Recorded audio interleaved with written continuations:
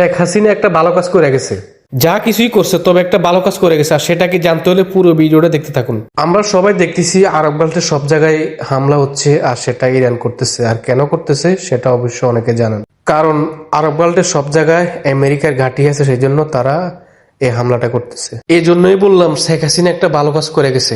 2019 সালে আমেরিকা শেখ হাসিনাকে একটা প্রস্তাব দেয় যে আমাদের বৃহত্তর পর্যটক কেন্দ্র সেন্ট মার্টিনে তাদের একটা ঘাঁটি বসাবে। ভাগ্য ভালো সে তখন রাজি হয় নাই।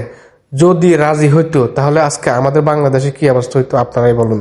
তখন যদি কোনো কারণে শেখ হাসিনা রাজি হয়ে যেত আমেরিকার ঘাঁটি বসানোর জন্য সেন্ট মার্টিনে, তাহলে আজকে আমাদেরও বাংলাদেশের অবস্থা এমন হইতো আরব গাল্টের মতো।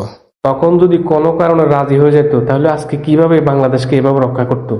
আমার তো মনে হয় না এমন কোনো কিছু বাংলাদেশ তৈরি করা আছে যে এভাবে রক্ষা করার মতো।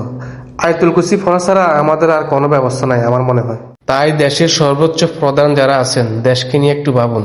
ইনকেস কোনো কারণে আমাদের পাশের দেশগুলো আমাদেরকে আক্রমণ করলে আমরা যেন প্রতিরোধ করতে পারি সেই ক্ষমতা তৈরি করুন। দেশ রক্ষার জন্য সবাই একসাথে কাজ করুন।